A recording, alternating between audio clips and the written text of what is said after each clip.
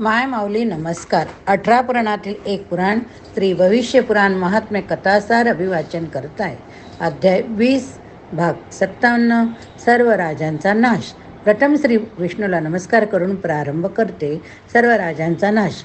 मार्गशीर्ष कृष्ण सप्तमी या दिवशी भूमिराज महिपती त्याच्या मंत्र्याला म्हणाला, तुला चामुंड नावाचा मुलगा शारदादेवीच्या वराने रक्तबीज झाला असे मला समजले. त्याला माझ्या एका कामासाठी देशील काय? राजाच्या सांगण्याप्रमाणे मंत्र्याने चामुंडास बोलावून म्हटले, तू तर प्रिय रणवीर तुझा, तेव्हा तू राजाचे काम बेडर होऊन कर. त्यावर राजाला चामुंड्याने आज्ञा सांगितली.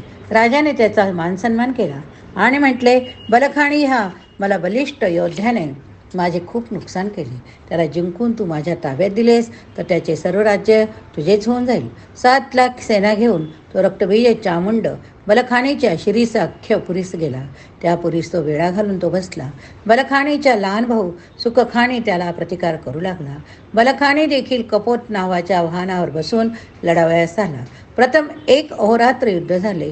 त्यात बलखाणीचे बरेच योद्धे ठार झाले. त्याच्या शत्रूचे 1 लाख सैन्य नष्ट झाले. दुसऱ्या दिवशी कसलेल्या धनुर्धारी वीरांचे युद्ध झाले. बलखाणी चामुंड हे दोघे देवीचे भक्त एकमेकाशी लढू लागले. रथात बसलेला बलखाणी व हत्तीवर बसलेला चामुंड एकमेकाची बाण आपल्या बाणांनी तोडीत होते. एकमेकाची वाहने त्यांच्या बाणाने नष्ट केल्यास ते जमिनीवर उतरून ढाल तलवार घेऊन लढू लागले. देवीच्या वराने रक्तबीज बनलेल्या चामुंडाच्या अंगातून रक्त खाली पडे. त्या रक्ताच्या प्रत्येक बिंदूपासून एक एक पराक्रमी वीर निर्माण होई. बलखाणी त्या वीराने 4ही बाजूने वेढले. त्या सर्व रक्तबीज योद्ध्यावर सुखखाणीने आग्नेय अस्त्र सोडले. आग्नेय प्रभावाने ते सर्वजण पळून गेले.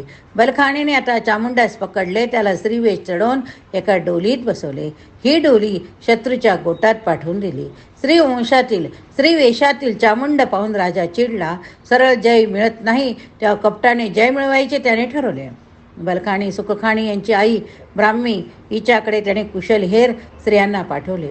वेश पालटून गेलेल्या त्या हेर स्त्रियांनी खुबीने बातमी काढून आणली की बलखाणीकडे अग्नीने दिलेले परकीय अस्त्र आहे.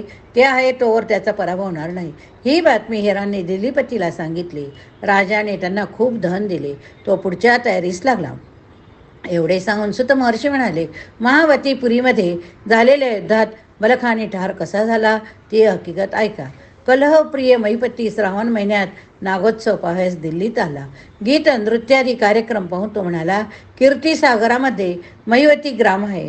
तेथील वामनोत्सव असाच अत्यंत प्रेक्षणीय असतो. तो तुम्ही अवश्य पाहावा. त्याच्या म्हणण्याप्रमाणे महिरात 7 लाख सैन्य धुंदकार चामुंड यांना घेऊन तिकडे गेला. महिपती देखील तेथे गेला. त्याने तेथील चंद्रवंशी राजाला म्हटले, तो महिराज तुझ्यापाशी युद्ध करण्याच्या हेतूने येथे आला. तुझी कन्या चंद्रावलीला पळवून नेणार. तेव्हा तुम्ही व मी आपली सैन्य एकत्र करून त्याचा नाश करू. याप्रमाणे मोह झालेल्या चंद्रवंशी राजाने रात्री महिराजाच्या छावणीवर हल्ला चढविला. 5000 झोपलेल्या सैनिकांना कापून टाकले. कापून टाकले.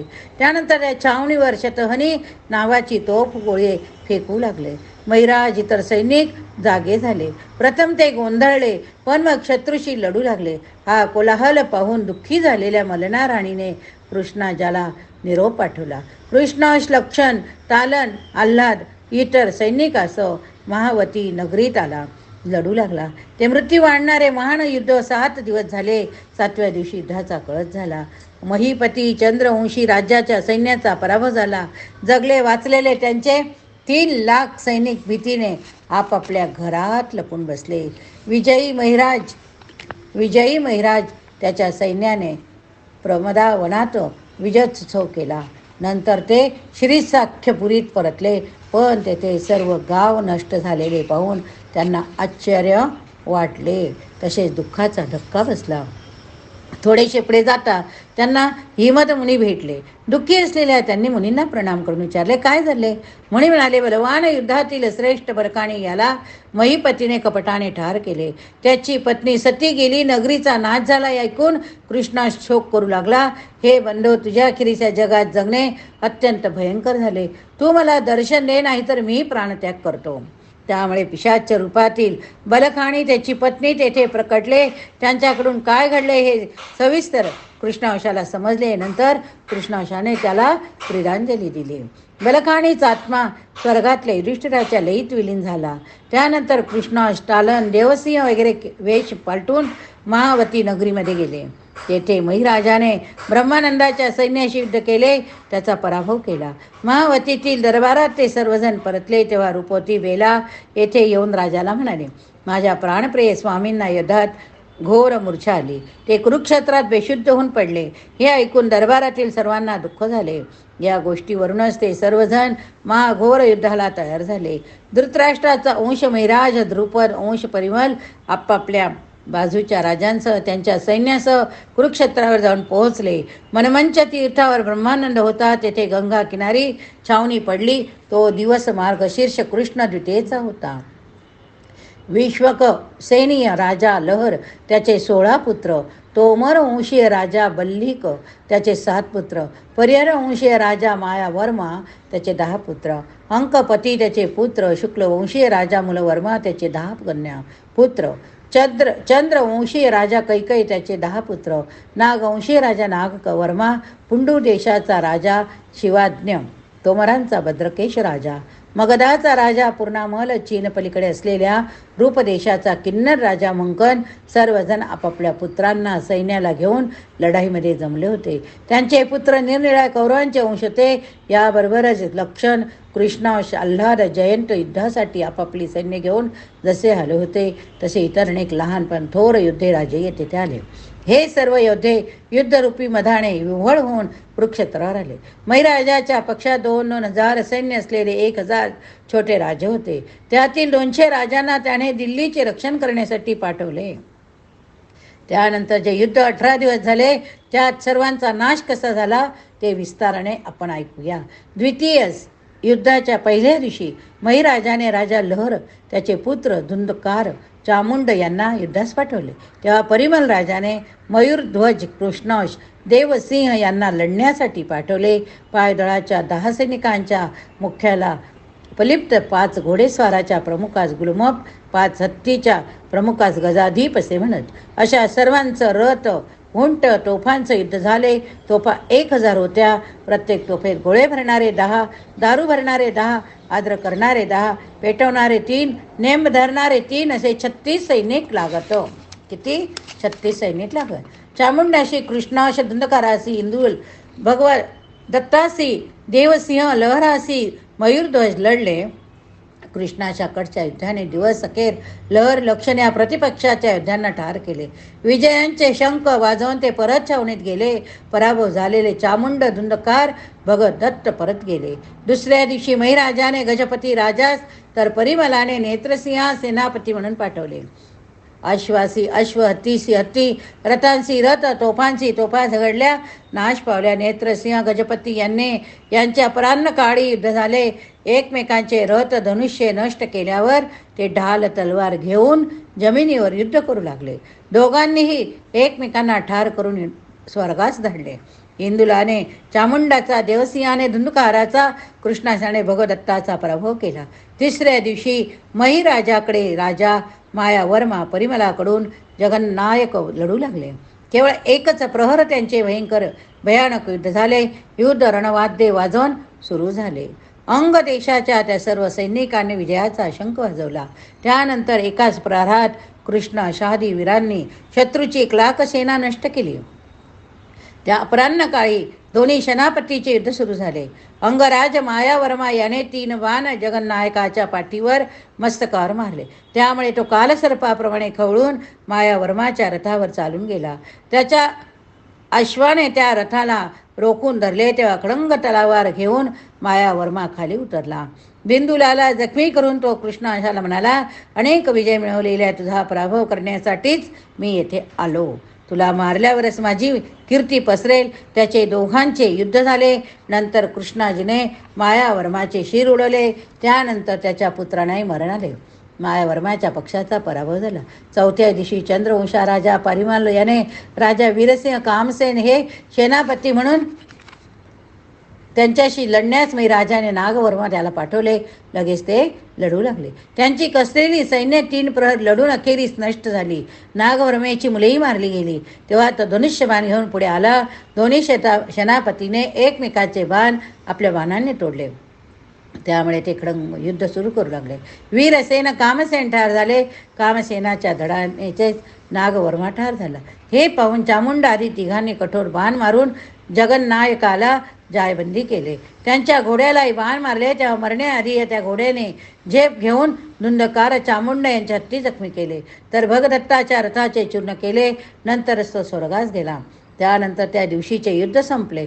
5व्या दिवशी किन्नराचा राजा मंकन याला महिराजाने पाठवले. त्यांच्याशी जगन्नायक तालन जयंत रूपन लला सिंह धान्यवाल धान्यपाल हे स्वतःच्या दिव्य वाहनावर बसून शस्त्रे घेऊन आले. त्यांनी सर्व बाजूंनी येऊन किन्नराची सेना कापून काढायला सुरुवात केली. 3000 किन्नर ठार मारले. तेव्हा मंकन वेगाने आकाशात गेला. कुबेराचे ध्यान करून त्याने सूक्ष्म रूप घेतले. चाप घेऊन तो कठोर बाणांचा मारा शत्रूवर करू लागला. अखेरीस महेंद्राचे ध्यान करून जयंत त्वरेने त्यांच्याशी झगडला, त्याचा पराभव केला.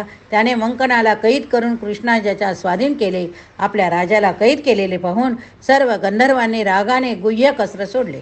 त्याने ते 7 योद्धे मूर्छित झाल्यावर मंकनाने कुबेराचे ध्यान करून स्वतःची सुटका करून घेतली. यावेळी अर्धी रात्र झाली होती. कुबेराच्या वरामुळे मंकनाने त्या 7 योद्ध्यांचा पराभव केला. तो इंदुलावर चालून गेला. त्या दोघांचे कडंग युद्ध झाले. या युद्धाची देवांनीही स्तुती केली. अखेर ते दोघेही स्वर्गास गेले. 6व्या दिवशी पंचशब्द नावाच्या हत्तीवर बसून रोमांच 3 लक्ष सैन्यास निघाला.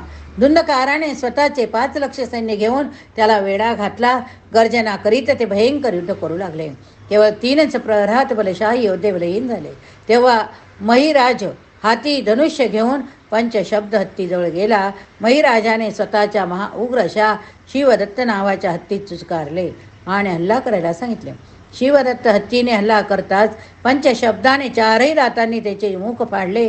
तेव्हा शिवदत्त अत्यंत भयंकर गर्जना करीत रागाने धावून गेला.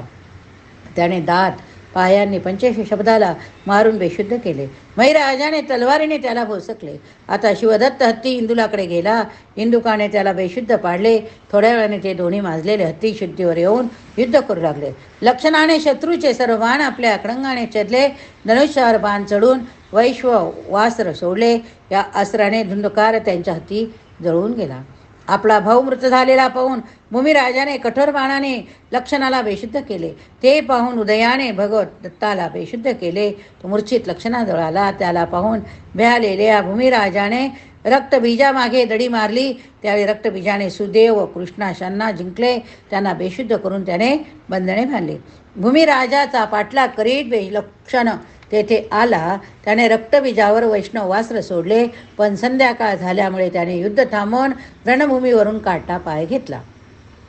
7व्या दिवशी चंद्रवंशी परिमल राजाने मुलवर्म्याला तर महिराजाने पूर्णामल राजाला सेनापती करून पाठवले. त्या दोघांचे युद्ध 2 प्रहर झाल्यावर त्यांच्या सर्व वीरांना सैनिकांना मरण आल्यानंतर त्यांनी एकमेकांना यमलोकी धाडले. मार्गशीर्ष कृष्ण चतुर्दशीच्या दिवशी सकाळी लक्षणाच्या सांगण्याप्रमाणे कैकेय राजा रणभूमीत उतरला. त्यांच्याशी लढा देण्याकरिता भद्रकेश आला. दिवस मावळेपर्यंत दोन्ही सैन्य युद्ध करीत होते. ती एकमेकाकडून स्वर्गास गेली.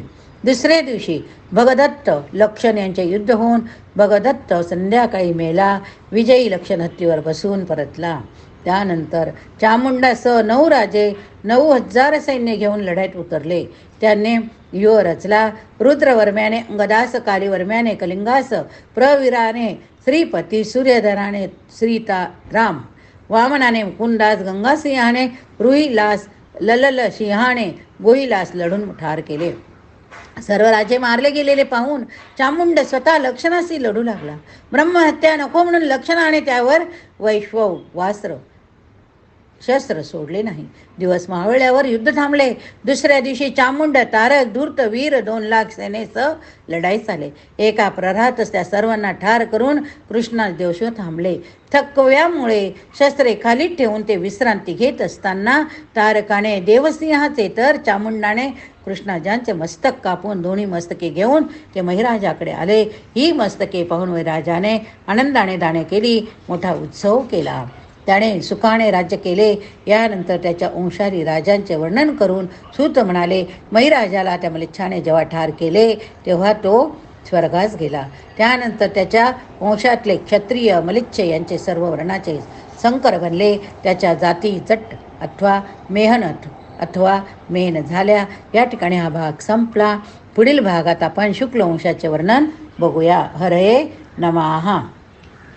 पुराणां सर्वशास्त्राणां प्रथमं ब्रह्मणा स्मृतं उत्तमं सर्वलोकानां सर्वज्ञानोपपादकम्.